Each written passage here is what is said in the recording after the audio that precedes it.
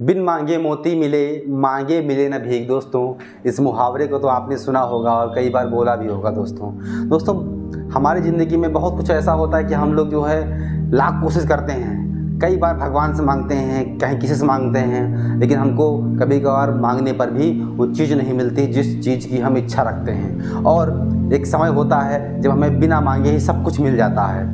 नमस्कार दोस्तों, मैं हूं नितेश राठौर। आप सभी लोगों का हमारे चैनल हिंदी स्टोरी में फिर से स्वागत है। दोस्तों, आज की जो कहानी है उसका टॉपिक है मेहनत का फल। दोस्तों, ये कहानी है एक राजा और एक ब्राह्मण की।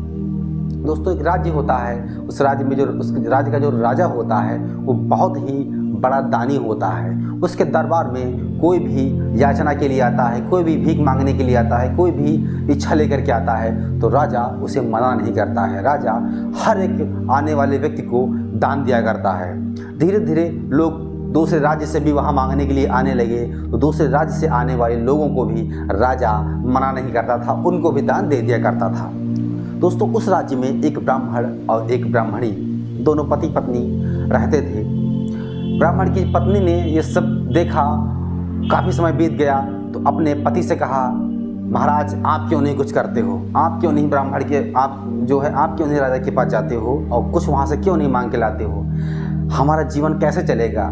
वही सुबह शाम सूखी रोटी खा करके हम लोग जीवन गुजार रहे हैं, ऐसा कब तक चलेगा? इसलिए जाओ आप भी राजा के दरबार जाइए, वहाँ से कुछ मांग के लाइए, धन दौलत। तो ब्राह्मण ने समझाया अपनी पत्नी को कि मांगना सही नहीं होता है और राजा का जो धन होता है वो नहीं लेना चाहिए हमको। तो पत्नी ने जिद किया कि नहीं जाना होगा आपको, आप भी जाइए और मांग के लाइए। अब पत्नी के आगे पति कहाँ चलने वाली है, ना कल चली है ना आज चलेगी। तो फिर मजबूर था ब्राह्मण। उस ब्राह्मण ने कहा ठीक है हम जाते हैं। फिर ब्राह्मण जो है राजा के दरबार गया और उससे जानकारी मिली कि राजा तो आज यहाँ है ही नहीं। बेचारा ब्राह्मण फिर वापस लौट आया घर और अपनी पत्नी से कहा हमारा जाना बेकार हो गया, वहाँ राजा तो मिले ही नहीं हमको। फिर क्या था, फिर पत्नी ने उसको अगले दिन भेजा कि आज फिर जाओ आप, आज हो सकता है राजा वहाँ पर मिले। ब्राह्मण बेचारा फिर गया, फिर देखा कि फिर वहाँ पर राजा नहीं है, फिर वो बेचारा वापस लौट आया। अब क्या था, फिर पत्नी ने अगले तीसरे दिन अपने पति को राजा के दरबार भेजा और वहाँ पर इस बार राजा मिले। राजा जब मिले तो राजा से ब्राह्मण ने कहा, महाराज हम आपसे 2 बार मिलने के लिए आए हैं, राजन आपसे मुलाकात नहीं हुई। तो राजा बहुत दयालु था, राजा ने क्षमा मांगी और उस ब्राह्मण को बैठने के लिए स्थान दिया। ब्राह्मण ने कहा मैं 2 बार आया हूँ, आपसे मुलाकात नहीं हुई है, हमको भी कुछ आपसे चाहिए। तो राजा ने बोला क्या चाहिए बताओ। तो ब्राह्मण ने कहा मुझे आपकी मेहनत से कमाया वो धन चाहिए है। तो राजा सोच में पड़ गया कि यार मेरी मेहनत का कमाया हुआ मेरे राजकोष में तो एक भी पैसा नहीं है।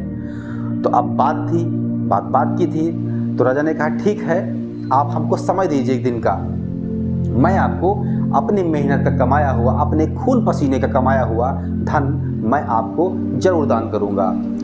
फिर क्या था, ब्राह्मण वहाँ से चला आया, पत्नी के पास आया।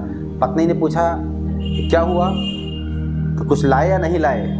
पत्नी खुश हो गई कि हो सकता है महाराज कुछ लाए हों। तो ब्राह्मण ने कहा नहीं आज नहीं लाए हैं, राजा ने हमको 1 दिन का समय दिया। अब पत्नी और खुश कि अरे वाह, लग रहा हमारे महाराज ने राजा से बहुत सारा धन वैभव मांग लिया है, इसलिए राजा को व्यवस्था करने में 1 दिन का समय लगेगा। कोई दिक्कत नहीं, धीरे धीरे रात बीत गई। अब क्या था, राजा असमंजस में था कि मैंने वादा कर दिया है, अब मुझे खून पसीने की कमाई इसको दान करनी है, मेहनत की कमाई। अगले दिन क्या किया राजा ने अपने राजसी वस्त्रों को त्याग कर दिया और फटे पुराने वस्त्र पहन लिए।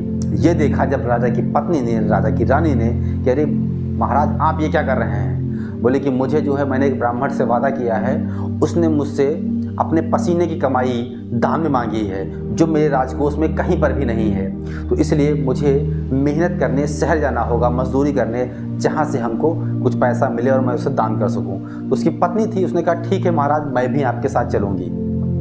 तो राजा ने कहा ठीक है चलो। राजा दोनों लोग पति पत्नी शहर में पहुँच गए, फटे पुराने कपड़े पहने हुए हैं और आवाज़ लगाते जा रहे हैं मार्केट में, किसी को मजदूर चाहिए, किसी को मजदूर चाहिए। धीरे धीरे बढ़ते चले गए। अचानक देखा कि एक लोहार था वहाँ पे अपना लोहा पीट रहा था। तो उसके कानों में जैसे खबर गई तो उस लोहार ने कहा ठीक है इधर आ। राजा को बुलाया, उसकी पत्नी को बुलाया, कहा मेरे पास तेरे लिए काम है, करेगा? तो राजा ने कहा ठीक, जो काम दोगे कर लेंगे हम।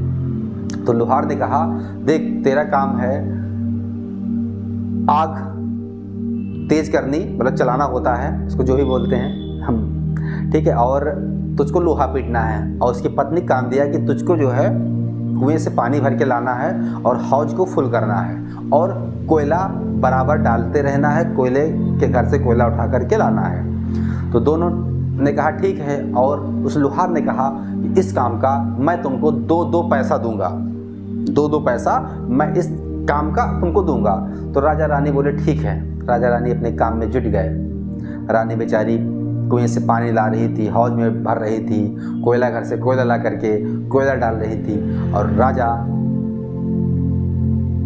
आग दे रहा था ताकि लोहा जल्दी से गर्म हो सके, क्योंकि उस लोहार को पहिए के ऊपर लोहा चढ़ाना था ताकि पहिया जो है घिसे ना। अब क्या था, धीरे धीरे धीरे धीरे उसका काम चलता रहा। तब तक उधर से लोहार की पत्नी आई, क्योंकि बेचारे नए थे, नौसिखिया थे, उनको पता ही नहीं था कैसे काम होता है, काम वो ढंग से कर ही नहीं पा रहे थे। उधर से उसकी पत्नी आई लोहार की, बोले इन किन नौसिखियों को रख लिया है, इनको तमीज़ ही नहीं बनाने की, ये सब बिगाड़ रहे हैं। धीरे धीरे कुम्हार ने उसको रोका, फिर तब तक लोहा गर्म हो गया था। पहिया को लेकर के आया कुम्हार और राजा से कहा अब तुमको घन चलाना इस पे है। एक घन लोहार के हाथ में, एक घन राजा के हाथ में। लोहार ने समझाया कि पहले मैं मारूंगा, फिर तुम मारना, निशाना सही से लगे। राजा बेचारे को कहाँ निशाना लगाना आता था घन पे, लोहे पे। राजा हथौड़ा लेके मार रहा, कहीं पहिए के ऊपर जा रहा तो कहीं लोहे की पट्टी के ऊपर जा रहा। धीरे धीरे शाम हो गई, काम खत्म हो गया।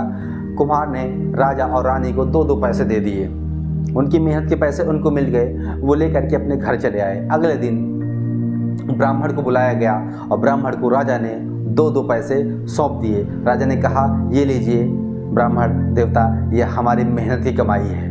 ब्राह्मण ने उस धन को स्वीकार किया और अपनी रानी के पास लेकर के चला आया। रानी ने देखा कि अरे मेरा पति आ गया है, मेरा हस्बैंड आ गया है, आज अपार धन संपत्ति लेकर के आया होगा। वो बहुत खुशी से एकदम फूली नहीं समाई। बोले क्या लाए महाराज? महाराज ने क्या किया, वो 4 पैसे निकाल के अपनी पत्नी को दे दिए। पत्नी ने देखा, बोले ये 4 पैसे छी, उठा के फेंक दिया। माँ एकदम गुस्से से लाल पीली, पंडिताएं एकदम लाल पीली हो गई। अब क्या था, ब्राह्मण ने सोचा चलो ठीक है, अभी गुस्सा इनका ज़्यादा है, और उन 4 पैसों को उठाया और तुलसी के पेड़ के पास जो है रख दिया। बोला जब गुस्सा शांत होगा तब ये इनको उठा लेंगी। धीरे धीरे गुस्सा शांत हो गया, फिर भी उस ब्राह्मण की पत्नी ने उन 4 पैसों को नहीं उठाया। वो जो 4 पैसे थे वो पेड़ के नीचे पत्तियों से, फूलों से दब करके मिट्टी में दब गए। अब क्या था, धीरे धीरे वहाँ पर जो फूल पत्तियाँ पड़ी हुई थी उनसे 4 छोटे छोटे पौधे निकल आए। अब उसकी पत्नी उन पौधों को देखकर बहुत खुश थी। अब उसकी पत्नी उन पौधों पर पानी डालती, धीरे धीरे वो पौधे बड़े हो गए, और बड़े हो गए तो उनमें फूल निकल आए।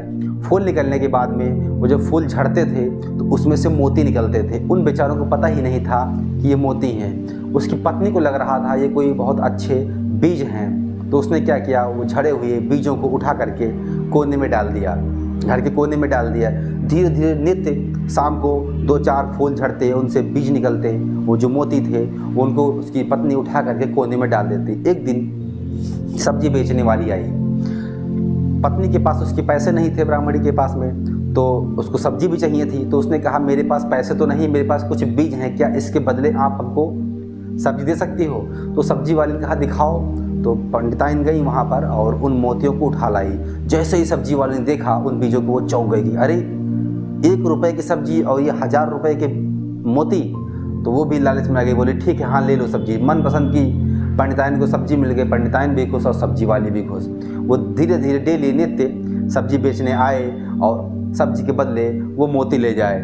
पंडिताइन इसलिए खुश कि उनको उस बीज के बदले सब्जी मिल जा रही थी, और सब्जी वाले इसलिए खुश कि उसे 1 रुपये के बदले हज़ारों रुपए मिल जा रहे थे मोती के रूप में। धीरे धीरे राजा के राज दरबार में 2 राजहंस थे जो हमेशा मोती चुगते थे, और राजा का ये नियम था कि जब तक राजहंस भोजन न कर ले, मोती न चुग ले, तब तक राज दरबार का कोई भी व्यक्ति खाना नहीं खाता था।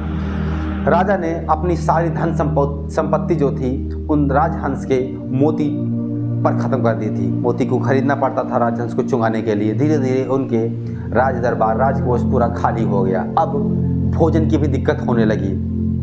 पूरे नगर में हल्ला होगा कि राजा के राज दरबार में धन की कमी हो गई है और उनका राजहंस भूखा है। ये बात जब ब्राह्मण को पता चली तो उसने सोचा कि मेरे पास भी सुनहरे बीज हैं, हो सकता है इनसे राजा का काम चल जाए। वो राजा के पास उन मोतियों को लेकर के गया, बोला हे राजन, मेरे पास से बीज पड़े हैं, क्या हो सकता है ये आपके राजहंस को पसंद आए। राजा ने कहा कैसे बीज हैं, दिखाओ। तो जब वो ब्राह्मण राजा के पास उन मोतियों को लेकर के गया तो राजा देखकर दंग रह गया। बोला अरे ये तो मोती हैं, हजारों रुपए में इसकी कीमत है, ये आपको कहाँ से मिले। तो ब्राह्मण ने कहा मेरे घर में एक पेड़ है जहाँ से ऐसे मोती हर रोज़ निकलते हैं, झड़ते हैं पेड़ से, वो हमारे यहाँ बहुत पड़े हुए हैं, करीब हजारों किलो पड़े हुए हैं। तो राजा को यकीन नहीं हुआ। राजा ने अपने मंत्रियों को बुलाया और मंत्रियों के साथ में जा कर के उस पेड़ को देखा, वाकई में उस पेड़ से मोती झड़ रहे थे। फिर राजा को ब्राह्मण ने पूरी बात बताई। राजा ने कहा ये पेड़ है कैसा। तो ब्राह्मण ने कहा आपके द्वारा दिए हुए 4 पैसे हमारी पत्नी ने अस्वीकार कर दिए थे और उनको हमने इसी पेड़ में, इसी गमले में डाल दिए थे जो मिट्टी से दबकर, फूल से दब करके दब गए और वहाँ से कुछ पेड़ निकले। पेड़ निकलने के बाद में हमारी पत्नी ने इस पेड़ की सेवा की जिससे ये मोती झड़ने लगे, बीज झड़ने लगे। तो राजा ने कहा ये बीज नहीं है, ये मोती हैं, इनकी कीमत हजारों में है। तो दोस्तों अब क्या था, राजा ने जो है जितने सारे मोती थे वो सब राज दरबार को दे दिए। अब क्या था, राजा ने सारा जो है अपना जो धन उसका होता था वो अपने नगर की सेवा में ख़त्म करता था। दोस्तों कहानी का कहने का मतलब बस सिर्फ यही है कि मेहनत का फल हमेशा मीठा होता है। हमको मेहनत करनी चाहिए और मेहनत का ही धन हमको लेना चाहिए। हराम की कमाई कभी भी आपको सूट नहीं करेगी, वो कहीं ना कहीं से निकल ही जाएगी। आपको यकीन ही नहीं होगा, आपको पता ही नहीं चल पाएगा कि हमारे पास हराम का आया हुआ धन, चोरी का आया हुआ धन, छीनाजोरी का आया हुआ धन कब कहाँ कैसे ख़त्म हो गया।